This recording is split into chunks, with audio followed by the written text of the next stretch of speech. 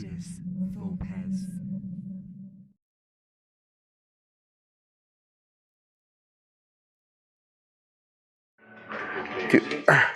Hello, thank you for being here and for spending some of your precious time at the UK Game Expo to listen to me. My apologies if my English is not perfect. As you know, I'm Italian, so I will try to make sure that you understand a little bit of what I say if you don't just ask. Okay, if you are here, you probably know me already. I'm Roberto Di Meglio, and I'm one of the designers of War of the Ring, and I'm the director of production and research and development at Aris Games, who's the publisher of this product game now. In fact, it's more than a game now, as you see from the first slide. You see from the book trilogy, we've got a game trilogy which is coming out. Actually, two of these War of the Ring related games are already available. The War of the Ring, of course, which is our flagship game based on The Lord of the Rings, Hunt for the Ring, which is now already in the market for about 5 years. And our upcoming card game, War of the Ring, the card game, which is going to be previewed this afternoon at our booth. And here I will give you a little bit of a sneak peek to the game development. And first, I would like to say to do a little bit of a nostalgia moment with how this all happened and how it began.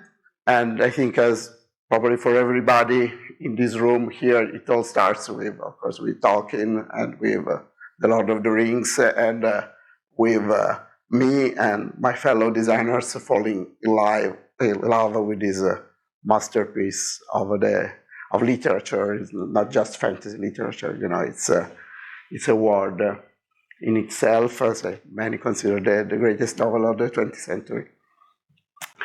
Personally, actually, as maybe some of you of my generation, my first meeting with The Lord of the Rings was with the Bakshi's animated movie, with all its imperfections, was still, say, striking for me as a young teenager. Then I went on. This is deliberate, sorry if it's in Italian, because that's the first edition of The Lord of the Rings, which I got to read soon after watching the movie. First, of course, the movie doesn't really end, you know, ends with the Battle of Helm's Deep. So it leaves you there. So what's going on? And then, of course, I wanted to see what the real deal was. And in those years, I was actually started to have my first exposure to serious board games, to hobby games. And so a couple of years later, I happened to meet at a friend's place with this huge War of the Ring game, which we will take a look at it a little later, which by the standard of those days was a colossal, was an epic game. And I also fell in love with this Richard Bergs and Howard Barrash board game. Another meeting with another Lord of the Ring based game, which at the time I didn't love so much as the other one, but still I think had some influence on me in terms of designing and developing the Lord of the Rings and addressing some of the difficulties in modeling the story as a board game. Another little game, which you see, there is a lot of connections with what I've done afterwards, which I played back then, was a small board game by Iron Crown Enterprise. As some of you may know, Iron Crown, for many years, they were the main licensor from what at the time was called Tolkien Enterprises, now Middle-earth Enterprises. So they were the publisher of all Lord of the Rings games. And this one is less known, but really a very little nice game. And here we jump forward to modern times. In the meantime, Iron Crown folded, and for a while it looked like, from a game licensing point of view, there was not much interest anymore in the Lord of the Rings until year 2000. Peter Jackson movies are on the horizon, and this English company, Sophisticated Games, get Rhino Nixia to develop a game which is, let's say, unusual, in the sense it was groundbreaking, because it was the first, I think, as far as I know, truly cooperative game, which was a really big innovation. Isn't the kind of game that warms my heart, to be honest. It's not, say, more of a, I love dice, I love dramatic moment. This is more Euro, more controlled, more German style. It's Knizia, so it's... but then, of course, after this game, a lot of smaller, larger War of the Ring game for children, for families, the duel, the confrontation, and so on. So it looked like there was a new renaissance of Lord of the Rings gaming. And so, as a gamer, first, before that, as a publisher, as a professional in this business, I was waiting for something like the War of the Ring of the old times to come back, reappear, and so that I could play it. But it didn't. 1 year goes, 2 years goes, end of 2002, and still nowhere on the horizon there's a Lord of the Rings game that, as a player, I was really keen on playing. And so this is the oldest prototype of the board I could find. This is not really the first one, but at that time it was mostly analogical. It was not like today, where everything is on photo and on video. So this is the first digital version of the prototype board. You see all the graph, the connection between the region in the Middle Earth map that will be the War of the Ring map. It was a very strange moment from a personal perspective, because I was sick. I was sick with pneumonia at home, and so I just started to design the game just for myself, to pass some of the time that was forced to take at home. But very soon, of course, being a professional in this industry, I say, okay, this game is not so bad. I got two of my best friends in the industry, Francesco Nepitello and Marco Maggi, involved. So we had this idea of developing this thing together. Very soon the game started to take shape. And so we decided to try to get the license to publish this game. So we started to turn what was the earliest stage of the War of the Ring design into a prototype and a proposal that we could do to the licensor of the Lord of the Rings property to get the license. This is a story in itself, so I will make it short, but I found out at the time that we were not the only people and the only company that the idea of publishing an epic game based on the whole trilogy to represent the War of the Ring. There were several other companies who actually pitched proposals for a game like that. There were 4 of them, in fact, including us, and we were the smallest of the 4 and the less international of the 4. So we were, let's say, really the underdog in the situation. But for some reason is actually related to how we envisioned the project. So with the involvement of an artist like John Howe, who's the artist who created the view of the Lord of the Rings world that we have now, together with Alan Lee, the way that we wanted this game to be epic, but, say, beautiful to look at and playable. And so we ended up winning the race to be the publisher, and got John Howe on board, started to do concept for us and other artists to do the concept for the miniatures. So the game started to take shape in the spring of 2003, and it was a year's time to get from the earliest prototype stage to the next. Then in 2004, finally, the Nuremberg Toy Fair, we could present the game for the first time, and at Gen Con it was previewed, and in Essen. It was released, you see. There we are at the Nuremberg Toy Fair, and the guy there was working with Games Workshop. They were concerned because they were also working on a lot of the Ring miniature game. They were concerned, is this going to be the same? Is it a license infringement or what? So we reassured the guys that, there's nothing to do with what you're doing. It's a completely different kind of game.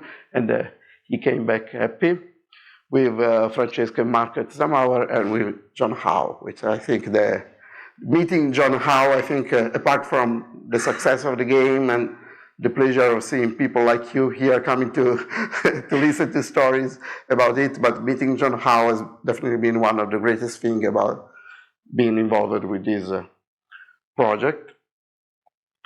And in fact, from everything that you see in the game now has been shaped by his imagination in terms of the visuals, like it happened with most of the other Lord of the Rings things that you see around, from the smallest icon and symbols that you see in the game components, to all the concept of the characters, sketches, which were the foundation for the sculpts.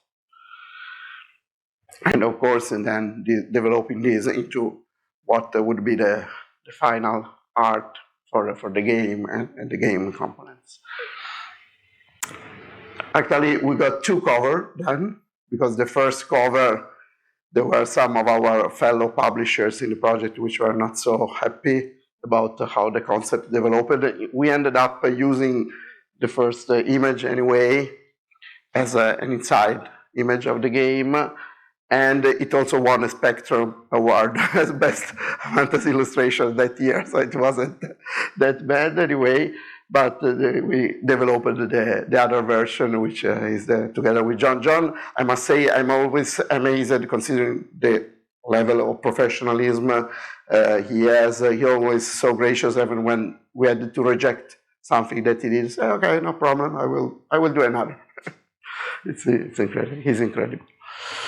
The other element, which as I told you, was instrumental to us getting to win the race to publish Lord of the Ring, is the way we envisioned the game. We wanted it to be a modern game. At that time, it wasn't as common as it's today to have games with fully sculpted pieces, lots of miniatures. So it was somehow one of the first ones to develop the visual elements in the form of miniatures.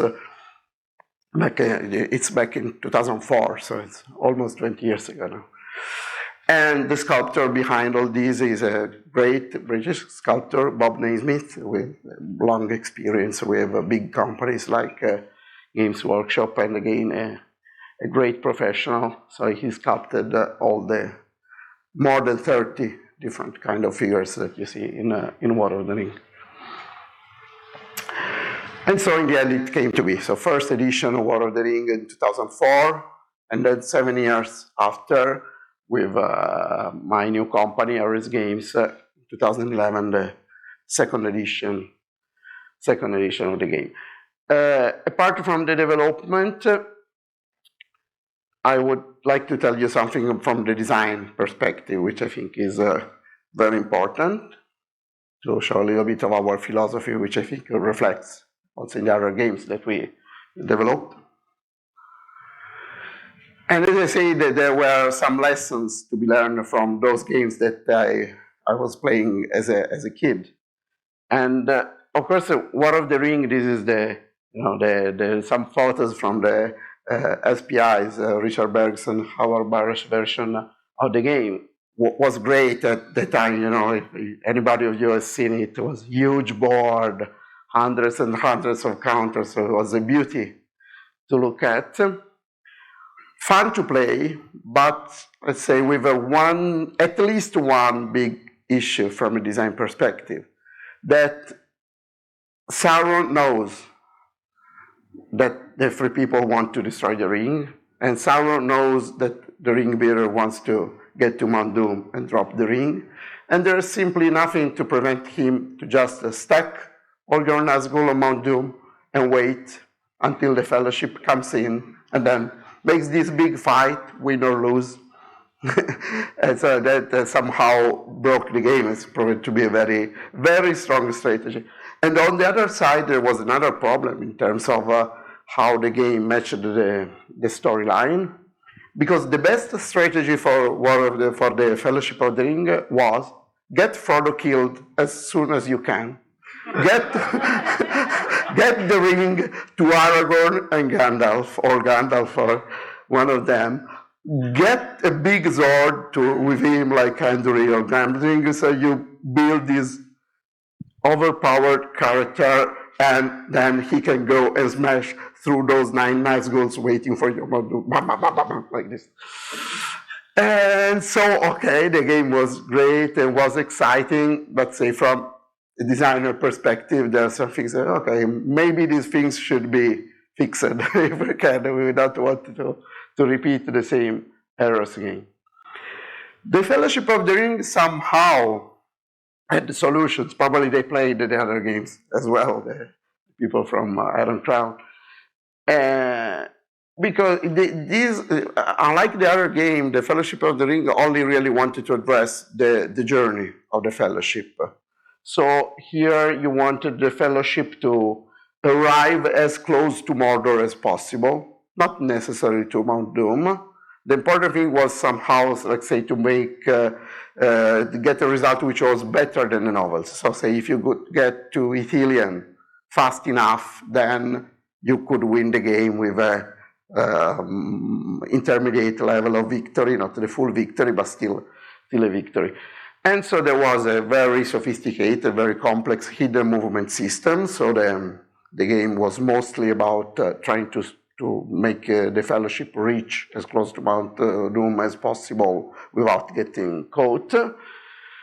But still, the fact that it somehow the ending was not there. Okay, I'm Ithilien now, it's turn 7 and I win.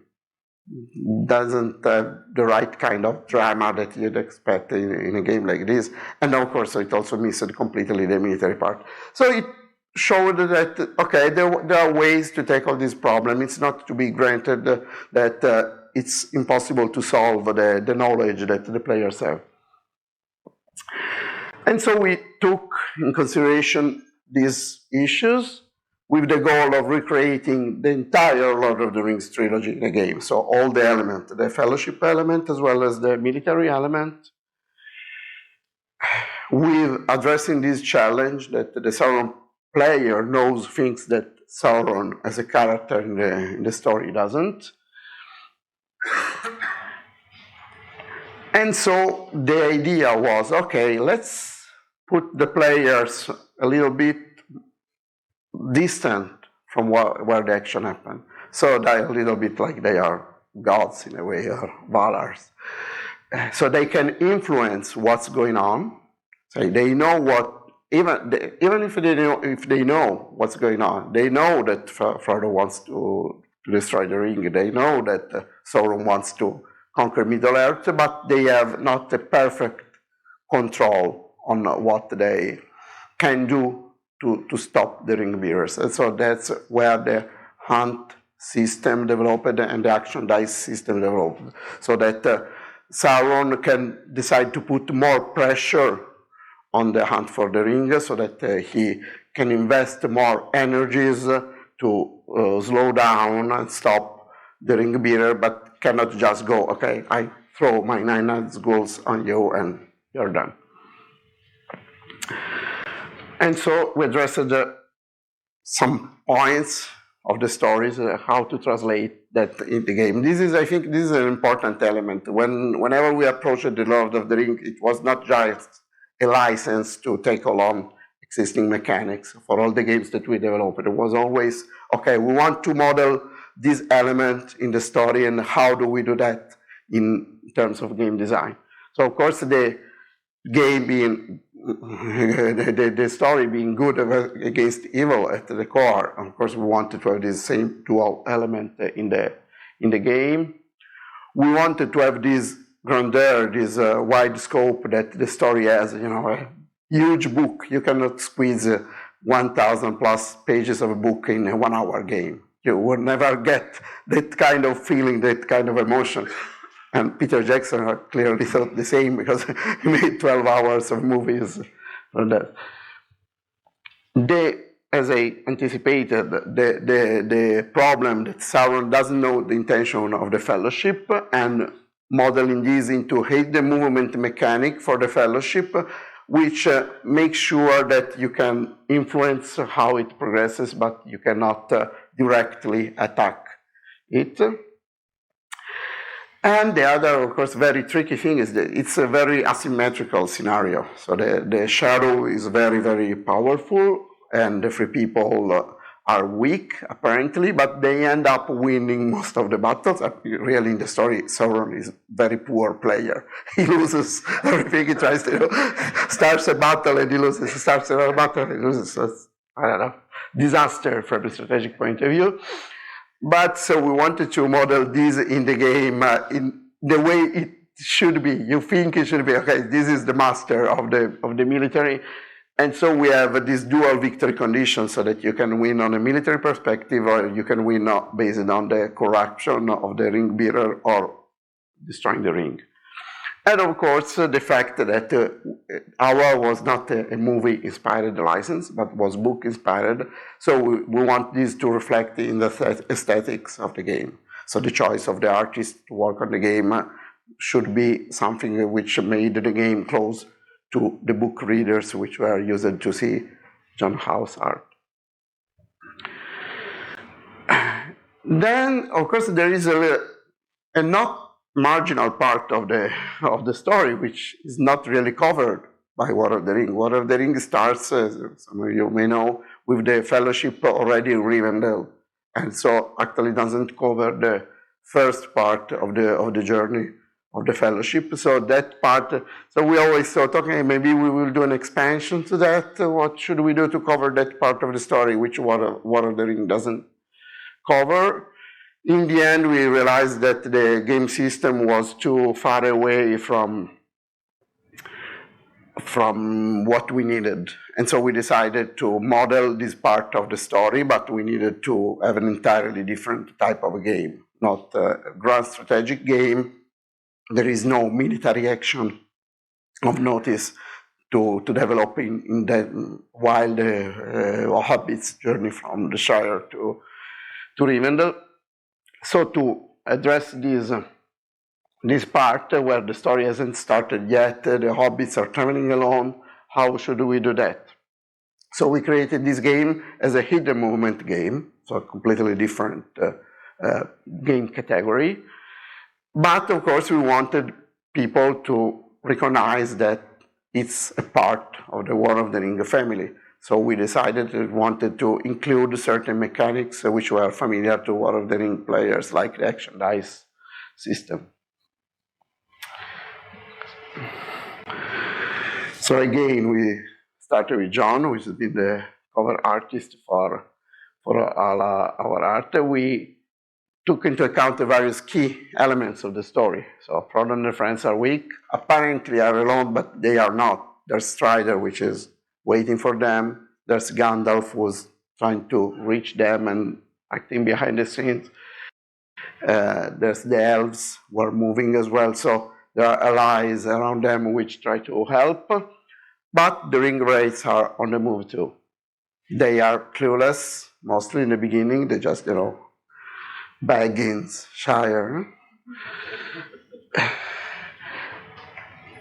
What happens in the story? Okay, a lot of hidden movement game, they are based on, okay, you find the characters which are hiding, and then the game is over. But that's not what happens in the stories. There are several close encounters with the Nazguls. From all these encounters, the Hobbits somehow managed to move on, and we wanted this to be reflected in the game. So we didn't want an all or nothing affair, and so we tried to reflect all these elements in the game. So similarly to most hidden movement game, one player is in control of Frodo, who's hiding, while all the other players control the ring wraith. We wanted the allies to be represented, but as it was not possible to represent them as actual figures, even if you will see we are doing a little bit of that in the next expansion. So event cards are mostly, allies are mostly represented by event cards.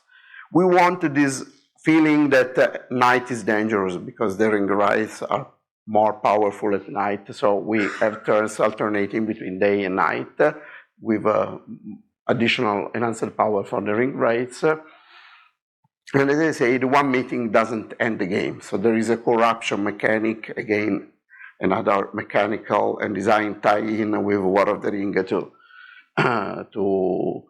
allow Frodo to go on even if the hobbits have been found. So you win on a corruption mechanic.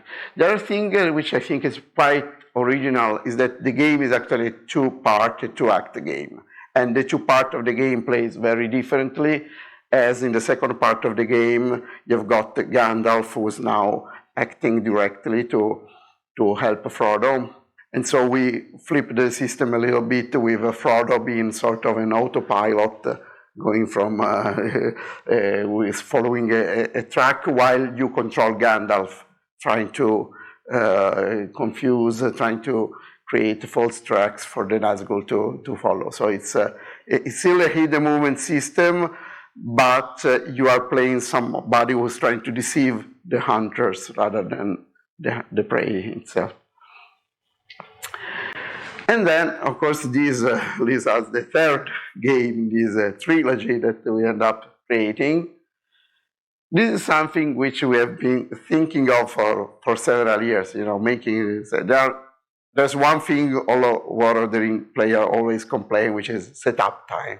There's so much time to set up the board, and I don't have enough room to put that huge board. By the way, we printed an even bigger one just to solve the issue. So there's the game mat, which will come in the next month. So you need an even bigger table now with the game mat. But we wanted a more portable experience. As I told you, the game, of course, War of the Ring clearly is a game which is born as a two-player game. And then, of course, we included ways to play with 3 or 4 people, which a lot of people like as, let's say, a variant of the main game. Some say that it's even more fun than the two-player game when you play with 4 people. But it's not born as a 4-people game. It's essentially 2 people. A two-people game. With the card game, so we took the opportunity to do several things. First, of course, we wanted to translate the kind of emotions that War of the Ring generates in a card game format. So simpler, more portable, more streamlined. This is not easy because, as I say, this is something that we realized.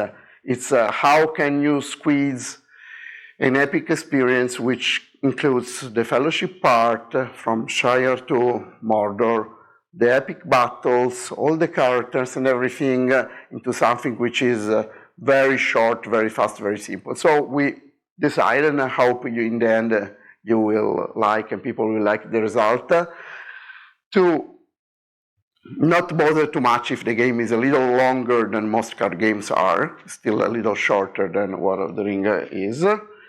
But so our direction was that we wanted a very strongly asymmetrical, so to transfer the differences between all the various factions and the various culture of Middle-earth like War of the Ring does, and keep the same important focus.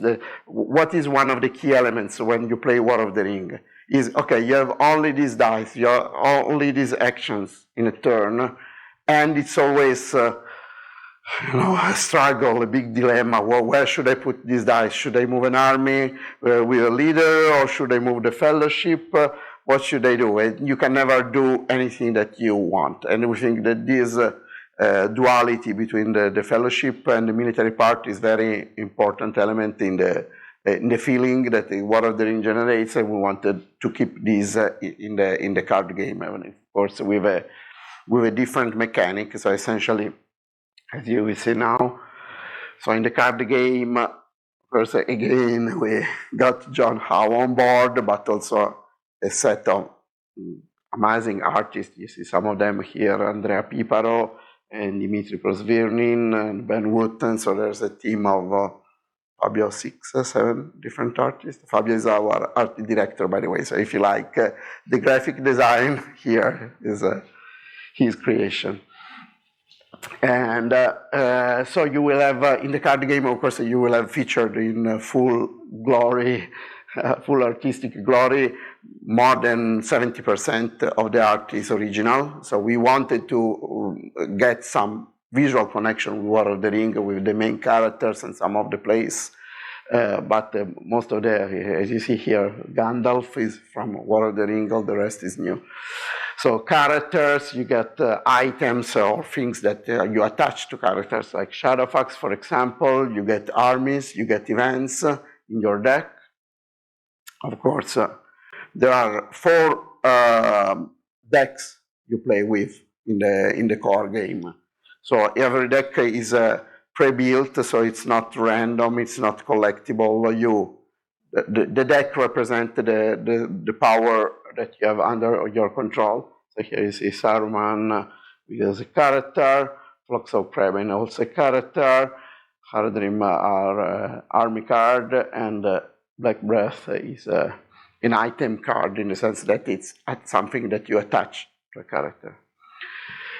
The thing is, as I say, we wanted this game to be dual, so we wanted to have the same feeling as you have in War of the Ring. There is no board. This was a design choice. When Ian Brody was the designer of this game, came to us with a proposal to somehow adapt his Quartermaster General concept, which is a card-driven grand strategic war game series, which Ian developed a WW2 version, WW1, Cold War, so he adapted this system to various settings, and he wanted to do the same with the Lord of the Rings as well. In Quartermaster General, you have a pre-constructed deck which describe how your faction plays, but then you play them on a board which was not too different from the War of the Ring board.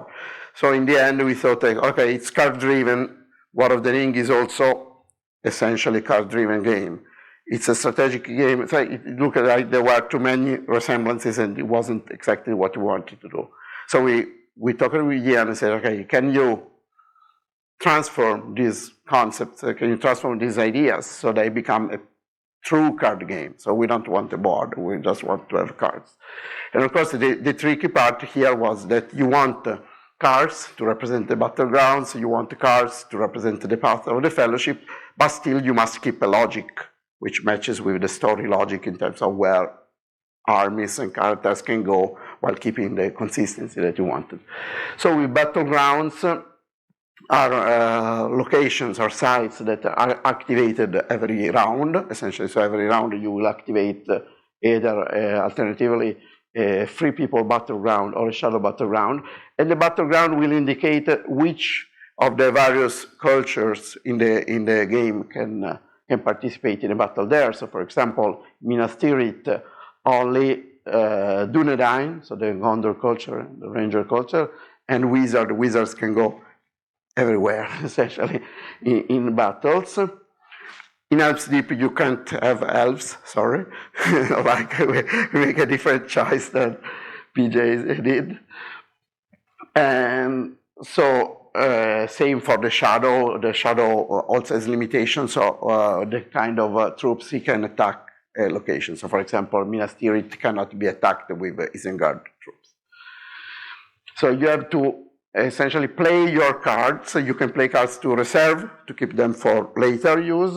You can play your cards to battlegrounds to engage with them on the military level. But you can also play your cards on the path of the Fellowship. If you play your cards on the path of the Fellowship, you're playing cards to help or hinder the progress of Frodo. Moving from the first group of paths, you will get several path 1 card, and you will normally activate only one of them, then path 2, and so on. So essentially every round, except of course, as in all card games, cards create all sorts of exceptions. And so from path 1 to path 9, which are essentially the locations around Mount Doom.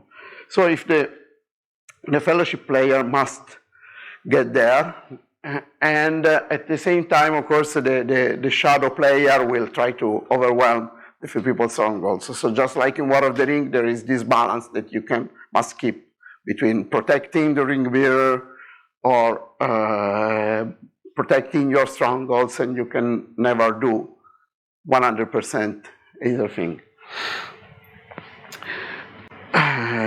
Of course, okay, we are a game company, so a little bit of expansions are what you expected. In fact, most of the time it's been War of the Ring fans asking us to expand the game. I must say honestly, when we first designed the game, we didn't really think it was to be expanded, but people wanted it to be. And so when this is an expansion to the War of the Ring first edition, so it was back in 2006, 2007. And so we say, okay, there is things that we can expand, also like the presence of certain characters. We can include the Corsairs, we can include the Dance, we can include siege machines, we can include the dual endings. We thought that we could expand the presence of certain elements in the game which were just cards, essentially, in the core game, and make them as proper miniatures with all the rules. We thought this wasn't enough. We were a little crazy. There was a lot. In fact, I thought this was enough. And so we decided, okay, why not include as well another game that you can play with those miniatures and the War of the Ring miniatures. So we developed a battle system, a tactical battle system. And we didn't just put one more game in the expansion, but we put two. So we really overdid it a little bit. So you can play two battles with this first expansion, the Battle of Gondor, the Battle of Rohan. So they are not in print anymore at this moment, but people keep asking for those to come back. So I hope they will, just like in the future.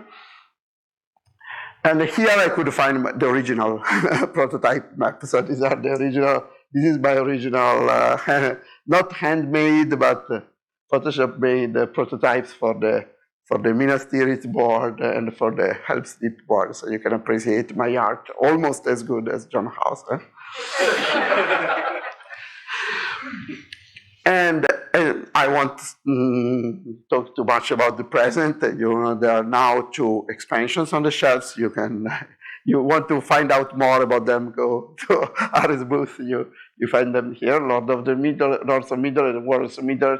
Actually, what we did here, we looked back at what we did with the first edition expansion, and we didn't really like the way it developed. It was like 20 different things, and different characters, different factions. Each of them has more or less specific rules, and we thought it was a little bit too much. So we tried to split them into consistent sets. So we created a set with all the characters, a set with all the factions, and tried to create consistent rules to play those characters, so the ring bearers and the lesser minions of the shadow, to play all the factions like the Ants, the dual endings, the Corsairs, the Eagles. And so we redeveloped the original concepts as a different expansion, but that left out some of the components and some of the elements that we wanted to feature in the story, which were not even present back then. And so this is what the third, probably last, at least in our mind at the moment, expansion of War of the Ring will be. So Kings of Middle-earth, I know maybe some of you are among the people who are writing us weekly, say, oh, well, when it comes out. We are slow, I must confess, but I think it's shaping up really well. In the end, we decided we are a small company, so we have to take priorities. So we decided, okay, now let's focus and get out on the shelves the card game, and then Kings of Middle-earth will follow suit. In Kings of Middle-earth, you will find the kings and the rulers of Middle-earth. Their presence features a new kind of mechanics. With the kings, essentially, just like in the story, you can interfere with the politics as the shadow. You can interfere with the politics of the free people nations, trying to corrupt the rulers. So it's now it's not just about the political track that you found in the core game, but you can influence the nations of the free people by influencing the rulers. So on the shadow side, you're trying to corrupt the rulers, and on the free people side, you are trying to awaken the rulers and make them realize that they must free themselves from the influence of Sauron and get themselves in the war to fight him. So this dual mechanic essentially expands what is the political system of War of the Ring. Of course, we also wanted to have some new characters for the Shadow.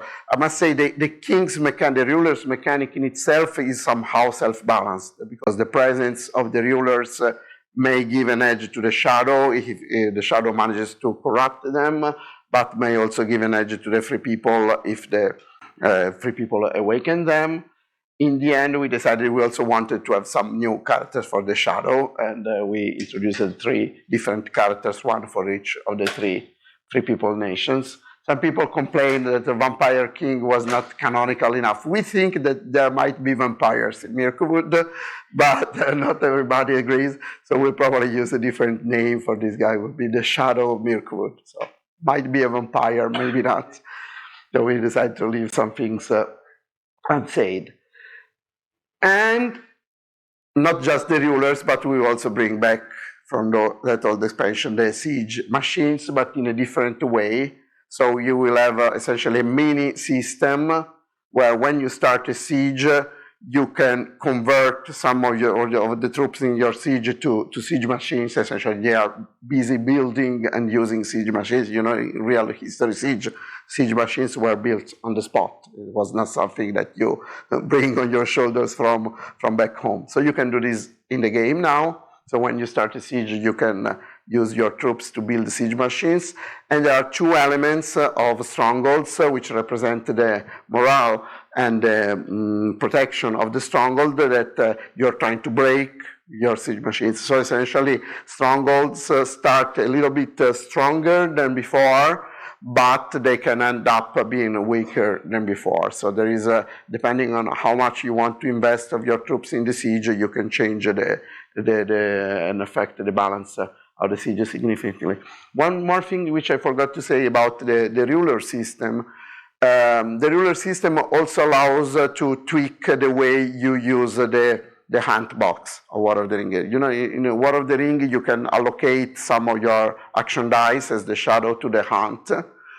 Sometimes it's very disappointing for the Shadow when Sauron rolls a lot of eyes, because essentially it's wasted actions, and sometimes the free people can just counter that with not moving the Fellowship. With the ruler's system, you can use those dice to corrupt the ruler. So again, introduce a new level of choice. Okay, I've got my Sauron's influence. Do I want to direct this influence to the ring bearer, or do I want to direct this influence to corrupt the ruler? So it's an interesting choice on how to add, because now it has been more or less taken for granted by, say, competitive War of the Ring players, that you don't have to put any dice in the hunt pool and just get what you get. Maybe 1 die sometimes. So we wanted, say, to break the canon of how you should play the game by introducing new interesting choices. We also are working to expand the Hunt for the Ring. As I said, there are very interesting allies. They always got cut out from all the stories, from all the... Peter Jackson was cruel with them. So we have Glorfindel, which was replaced in the movies by Arwen, the great Tom Bombadil. Who knows where Tom Bombadil is? It was abandoned and forgotten, and with him the Barrow White was abandoned and forgotten too. Trolls are there, but we're not in the first part of the story. So what we wanted to do is try to focus on some key characters which can influence the journey of the Fellowship between the Shire and Rivendell, And so as just like in the core game of Hunt for the Ring, there are two parts. Also, these characters can intervene in either the first part, Tom Bombadil and the Barrow White, and or in the second part with Glorfindel and the Troll. So they introduce a new element of the game. For example, the Barrow White has a capacity of sensing the presence of the ring bearer around him, while the Troll can chase Frodo and pursue him, and the Tom Bombadil can use his water lilies to confuse the Nazgul, while Glorfindel can actually prepare and fight them. So every one of these characters intervene in the game in a different way, so we gave a new depth and dimension to the presence of allies in Hunt for the Ring. That's it. For the moment, at least.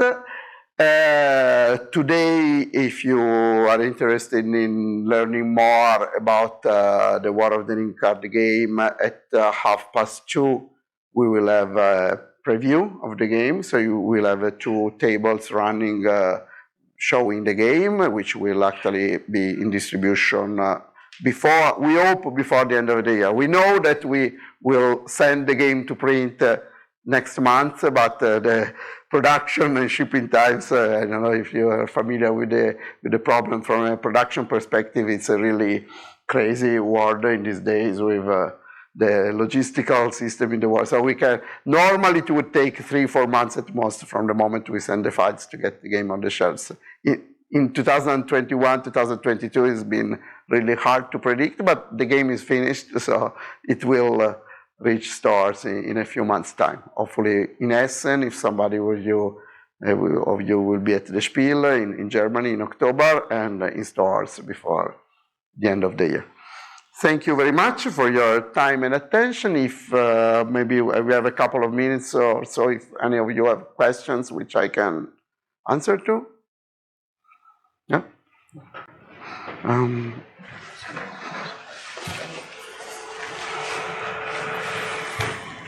Thank you. Thank you very much for the great talk there. I was just wondering, you mentioned a few times around the emotion of the game and how important emotion is to you, as a designer, for all the things you bring to the table here.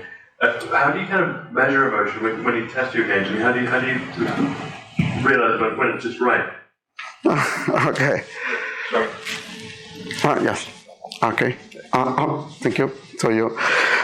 Okay, so it's a very good question. Playtesting, especially at an emotional level, it's very tough. I must say that with War of the Ring, I more or less got everybody I knew to play the game over that year where we developed it with hundreds and hundreds of playtests. And several of these playtesters are, say, long-time friends, which are often cruel with me on telling things if they don't like them. So I think that's the key part is definitely to have honest playtesters who will tell you really what they think about the game and not try to be just kind to you because, okay, it's your game, so I cannot hurt you. So I think having good playtesters and see how they really feel. The other thing is that in this specific game, I think I'm very fortunate because I created, together with Francesca and Marco, this game for myself. So I created this game, the game, as I said in the beginning, that I would enjoy as a Lord of the Rings fan and as a lover of certain kind of games. So the core thing here was, okay, if there's somebody like me around in the world who wants this kind of game, and I can still, 20 years after starting to work on this game, I still enjoy playing it, then it must be somehow good. And fortunately, there were people around who liked me, wanted the game to be like this. So I was my target group, so I didn't need to do a lot of research.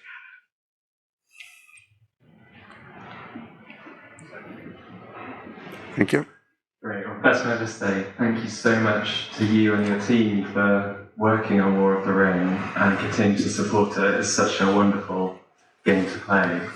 My question is, if licensing wasn't an issue and if market appeal wasn't an issue, have you ever thought about designing a game set and some of Tolkien's other works, like the Silmarillion in particular. Have you ever thought about it? How would you go about developing that? Yeah. What do you think the major themes are? That's a beautiful question. We thought about it a lot, and we tried to find a way to do that a lot. Of course, it's really tricky from a design point of view, because when we think of the Tolkien's other works, and the Silmarillion especially, we're talking about a variety of different situations, themes, and settings, from the the creation myths to grand strategic conflicts to personal character-based stories. So that I think there could be hundreds of games to design out of that, not just one. Of course, there are some moments in the Silmarillion history which would lend themselves well to be recreated again as a grand strategy game. Like I say, of course, the wars against Morgoth and all the saga around Gondolin. So I don't think there could be ever one game that addresses the Silmarillion in the way that War of the Ring does with War of the Ring, but that definitely there could be many different games based on, say, Beren and Luthien. There are so many stories, and each of them would deserve a game.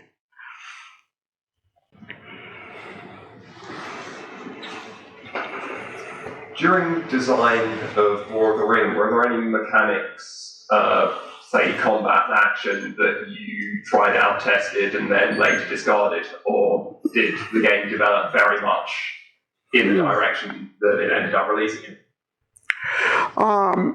That's a good question. I think that we were quite lucky in the sense that all the core mechanics, so for example, the idea of using a mix of action dice and cards as the main driver of the system, were there since the beginning.